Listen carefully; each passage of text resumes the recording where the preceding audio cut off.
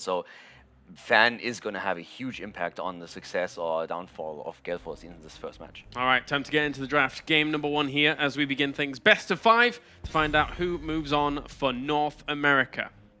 Okay, so Storm has to recognize that the way Gale Force likes to play this map is through split pressure. Taking away the Task Star is smart because it enables both the Vala and the Illidan, which we saw earlier today from Gale Force. But I'd like to see what Gale Force does here. I'm not actually sure what they'd been. I mean, at this point, you're talking globals, of course, once again. And once we start, there's 2 ways how you can approach it. Either Gale Force bans something out, then they could run into trouble if Tempo Storm starts to pick it away from them. But there's so many around right now with the Illidan that you mentioned and the Hunt. We have Falstad that they played, the Haka was played, and to an extent, of course, also Brightwing. So they don't necessarily have to ban a global. They could just simply say we leave all of them up, and that guarantees us to get 1, if not 2.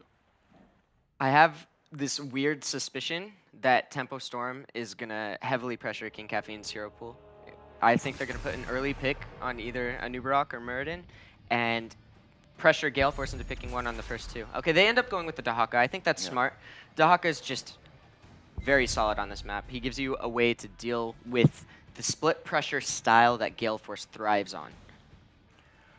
This is exactly what Gale Force has been showing in a lot of the previous games, so this is one of the tools taken away from him. But as we've seen in the previous series where they played, they don't only rely on that one hero. So they are the team to beat on this map now, and they take their own global, they go straight for Falstad, and they combo it off with an Uther, which is just able to enable anything here.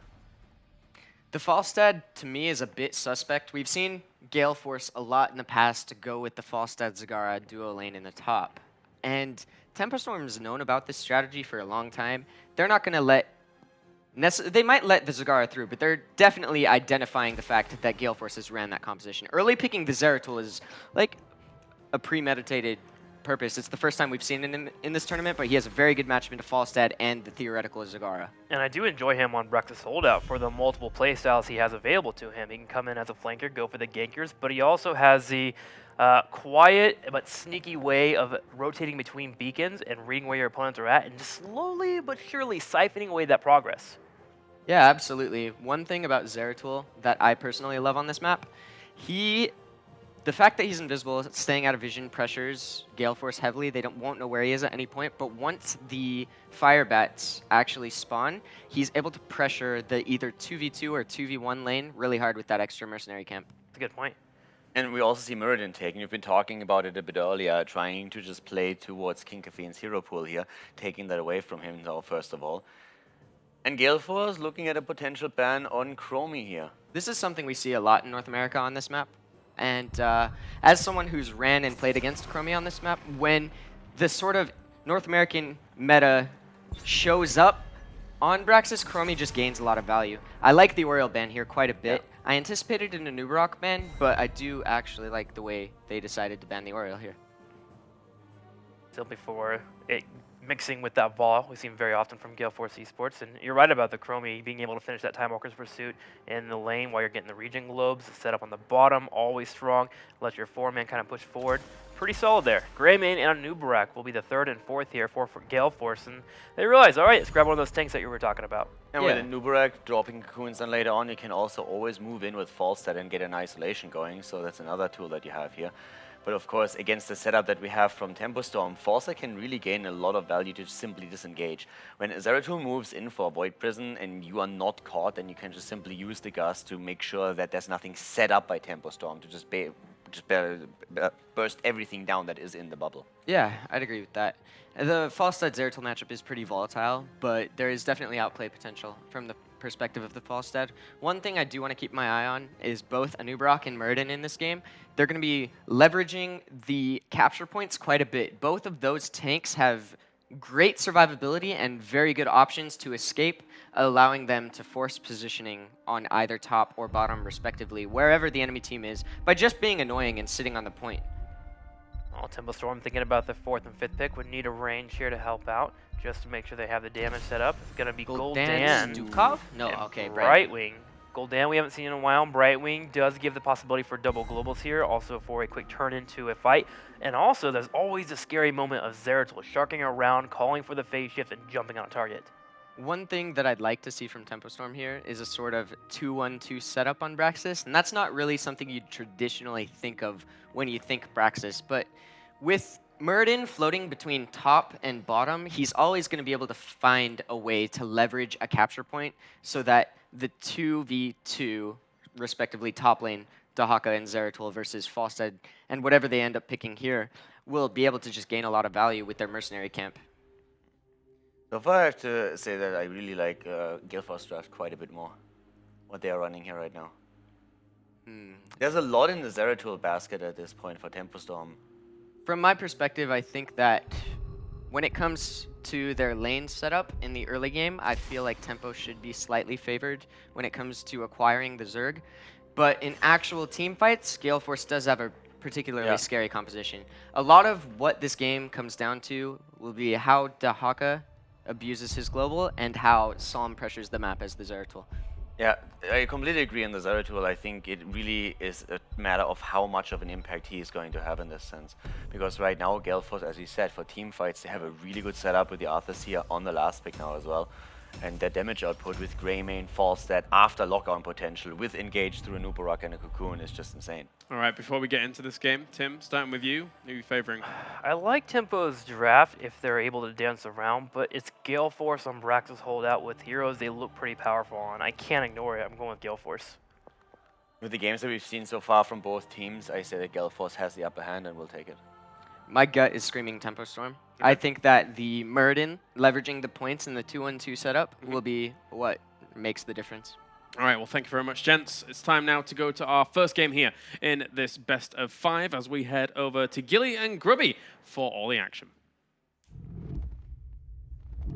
Thank you, Caleris. Grubby, we have got North America eliminating North America here to only have one North American team going on to tomorrow after Team Freedom fell to Team Liquid. Yeah, so at least one North American team advancing, and you know, every North American team pretty much thought that they were the best of the pack here in the pre-game interviews. Tempo Storm was also confident of that.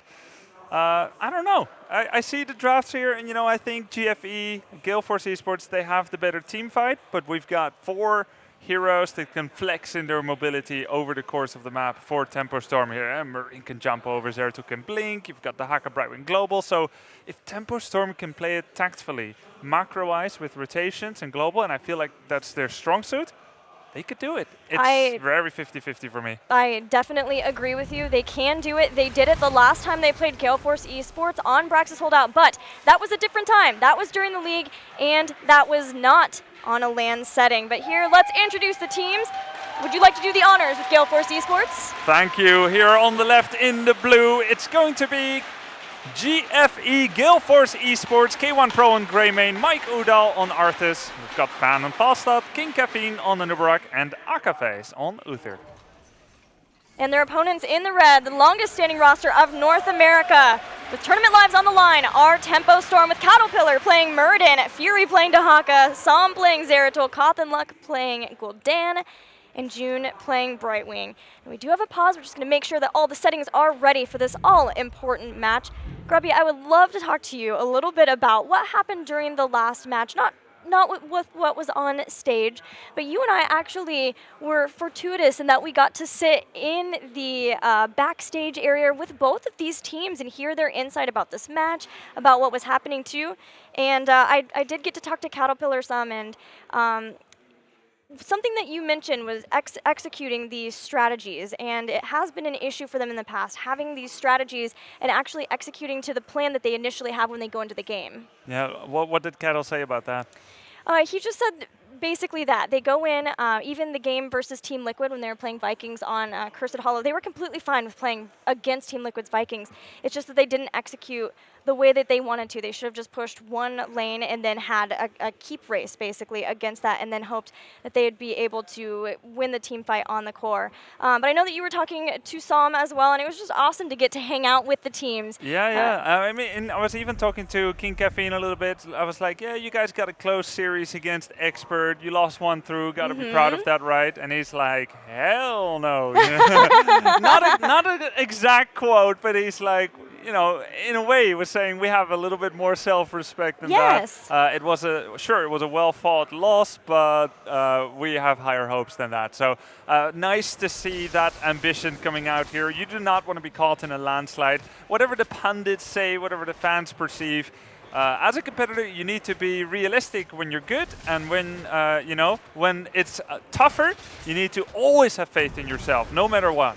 Yeah, it was cool to hear that, because we sit here and at this point, because it's been so long since North America has been able to defeat a European team in a series, we're excited about games. But it was great to hear that they were not. When I talked to K1 Pro, he was like, I could have done this better. In this game, I wish I would have done this. I could have improved on this here. And to hear that immediate desire to improve things here, they have another chance in this series. Yeah, that's what I like to see. That self-critical attitude is always better than critique on your allies, because that's where your humble mind begins. And the humble mind is more receptive to new information and to learning. So it's in the right place here. Now, nice dodge by the Haka. Fury not getting ganked there by the Anubarak. A lot of rotations here on the map.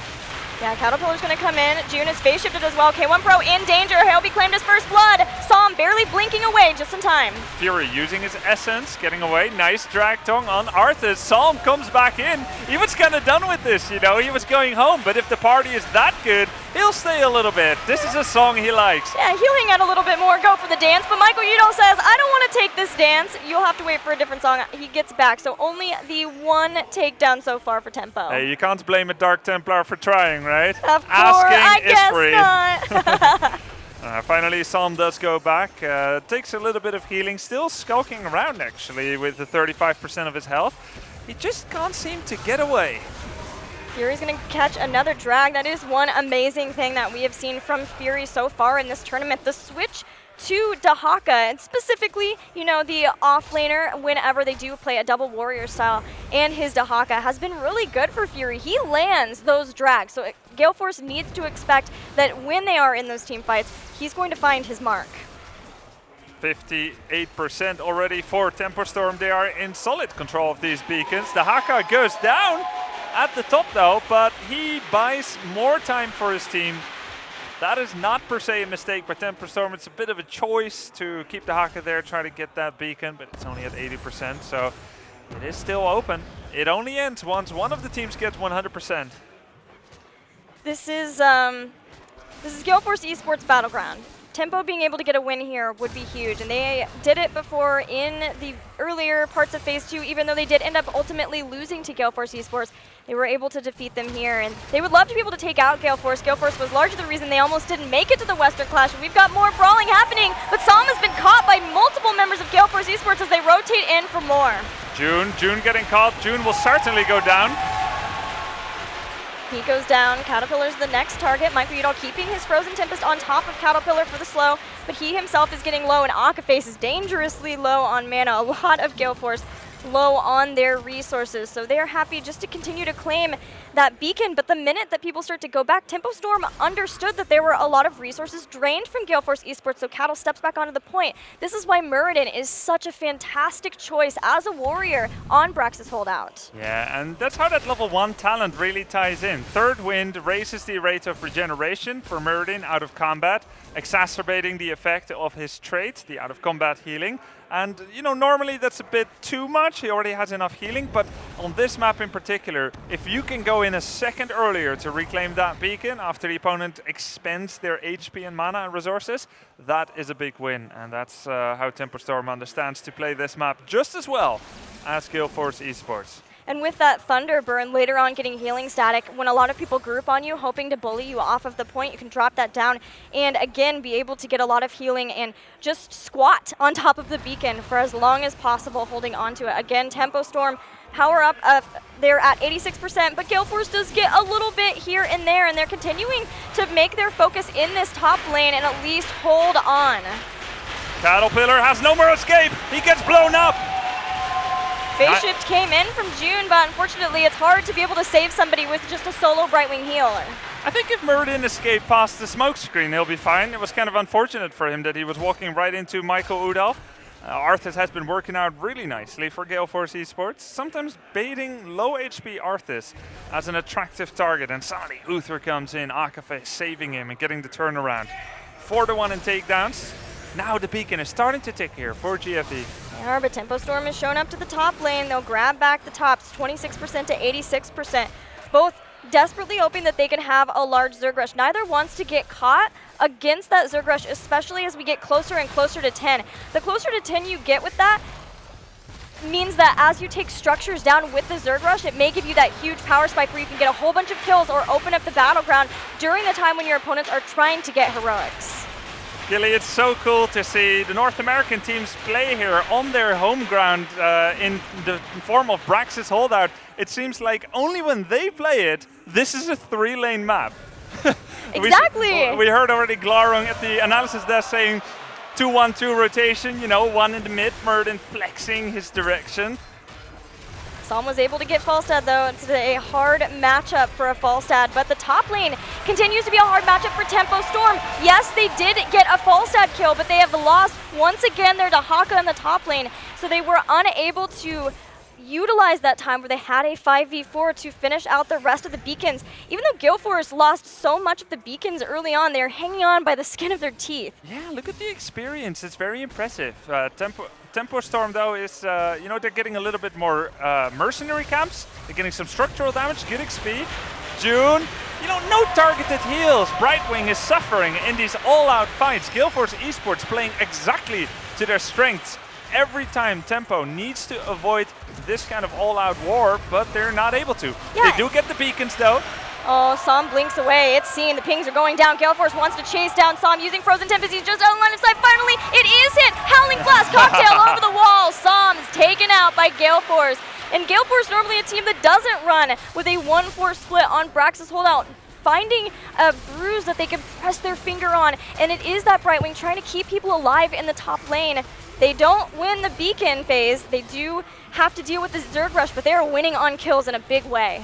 I'm not sure how, though, Gillyweed, we see a level 10 versus 9 by Tempo Storm. They are down 2-7 in takedowns. So far, that has been working out, but sooner or later, Tempo is going to have to win the team fights here. We see the Zerg wave being cleared up here. There's 3 more pesky Guardians that will be eliminated. In the meantime, Tempo Storm pressures the other side. They cleared up the tiny Zerg wave. They will get a 4th, and somehow, some way, despite the losses early, they are in the lead.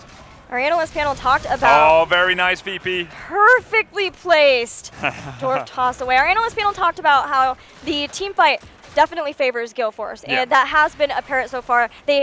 Tempo's had a rough time dealing with Gale Force, so not even trying to take the fight along with the Zergs. They had already lost people right around then as well, so they just counter pushed in the bottom. But Gale Force wants to bring the fight to Tempo Storm now, knowing that they have heroic abilities, and that Void Prison was used. I'm looking at a move on Murden here with the Mighty Gust, but oh, nice Divine Shield.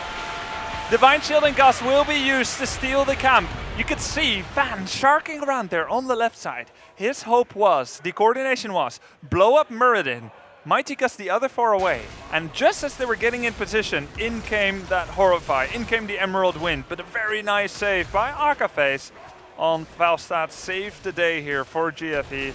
They managed to just get a camp. Tempo Storm keeps hoping that they can get a mercenary camp somewhere, but Gale Force eSports has been vigilant in understanding where exactly Tempo Storm is going to go and punishing them for that. So far, Tempo Storm has been willing to give up objectives. They've given up the mercenary camp every time Gale Force have shown up, but it also means that Tempo isn't really able to get any sort of presence on the battleground to then use their Brightwing with, their Zeratul to shark around and get a better position, their Dahaka as well. Yeah, it's kind of a, I mean, we were in full rotation here. Finally, Psalm was trying to get this Hellbat camp, and yet again, it was going to be the 4th one that would get stolen by Gale Force here. Finally, they try to get it, but in comes King Caffeine again. The Stormbolt, though, will save the day. Good Stormbolt, and finally Tempo Storm will get something at least, and in the nick of time for the beacons, which will be activating in a few seconds. No large level lead. There is still the kill advantage for Gale Force, but Tempo Storm are hanging in, making sure that they are keeping up soak in all lanes always. Caterpillar's going to step forward. the clearing of the lane from Cawthon and Fury to make sure that this lane can go up and give them some time of holding on to it. But meanwhile, Zeratul is being chased down by Gale Force as Falstad flies in. Cursed Bullet hits. Psalm dropping low. He uses the Singularity Spike to run away. Oh, the Burrow Charge, he follows Zeratul and takes him down with a little bit of B-step there. And they go straight for the boss. Emerald Wind has already been used. Void Prison isn't there. Horrify, in theory, can steal this boss, but it would be a blunder of epic proportions, of course, if GFE lost this one. They get the very sure boss. Yeah, seeing that Emerald Wind was down too, obviously Zeratul was gone, so Void Prison wasn't a factor there too. King Caffeine's just going to make sure and anchor just in case Tempo Storm wanted to try something. I have seen Gale Force lose a boss on this battleground, and in fact it was when they were getting beacons, right hit 10, just were hoping that they could get the Zerg Rush, the boss, everything, and Superstars punished them for that. So they've learned from that mistake, making sure that they are still anchoring and don't end up losing. Cursed Bullet once again is out. Fury is in danger, hoping he can get self-heal, but it's not in time.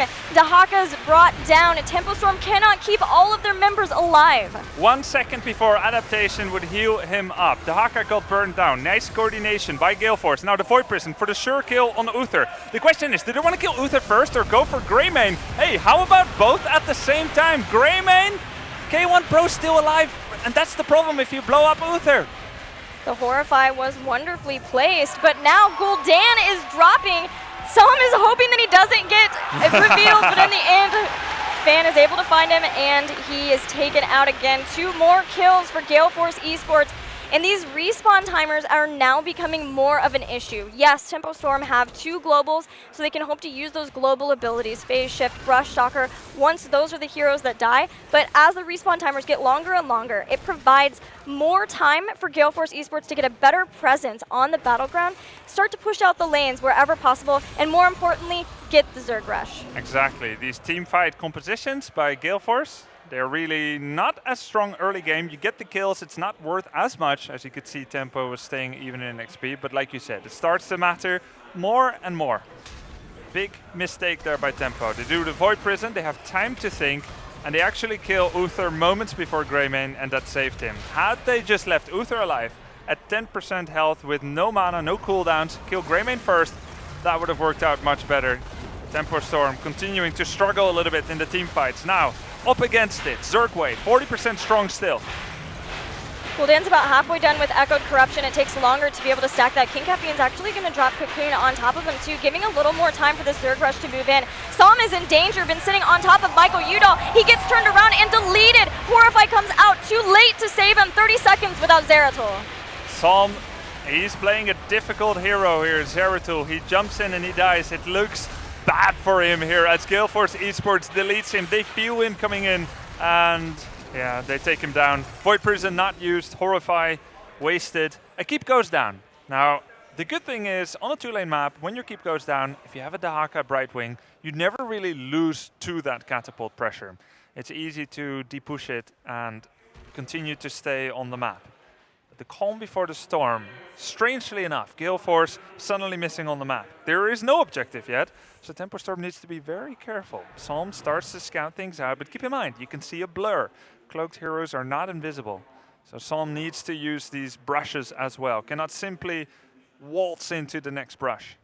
Tempo Storm is holding off on clearing out the Guardians because they want to try to give themselves more time, as much time as possible to get to 16.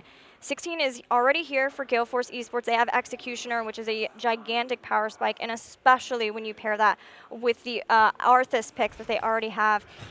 But look at this move by Tempo. They are deliberately not killing the last Guardian in order to not have to go on the map, because as long as the Guardian is alive, no new beacons will spawn, no mercenary camps will spawn. And I'm just going to look at the clock here. Gale Force has not moved for 40 seconds, and I'm wondering, is there an AFK warning in custom game? How long does it take before they strike?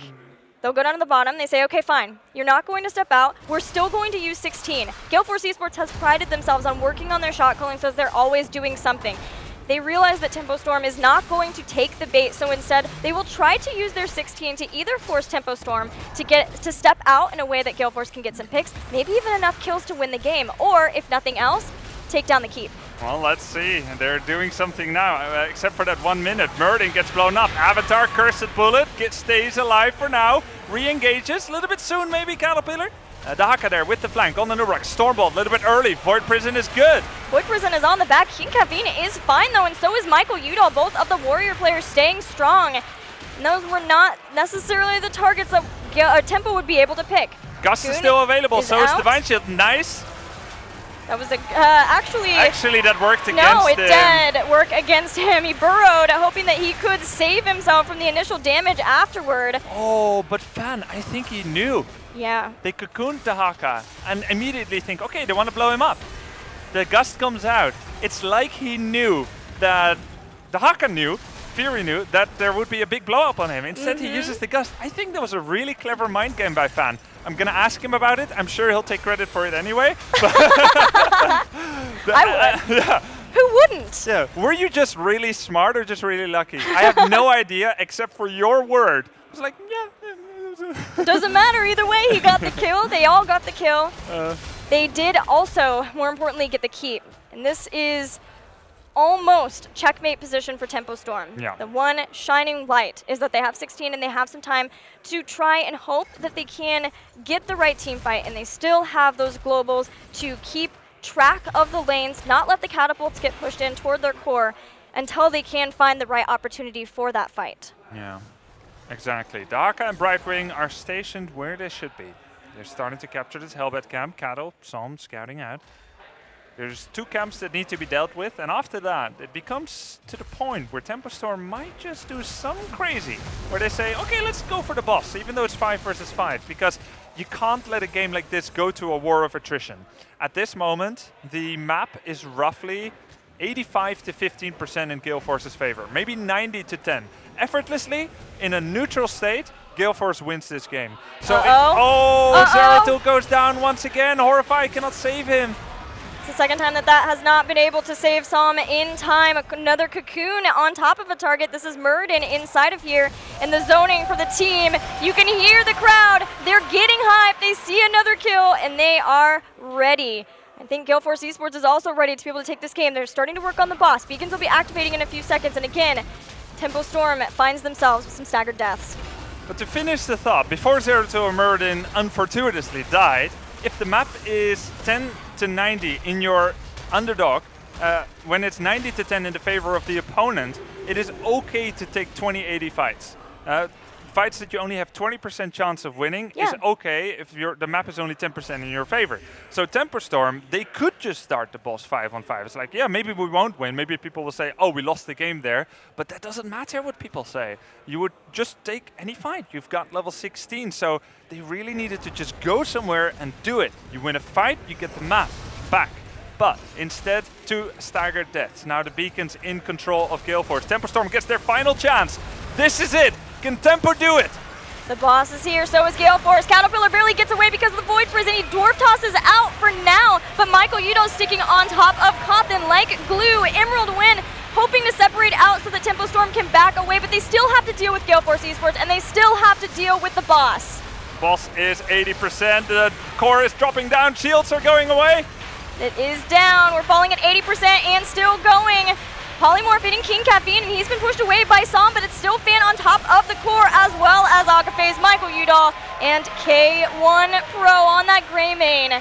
Gale Force eSports will win on Brox's holdout in game number 1 versus Tempo Storm.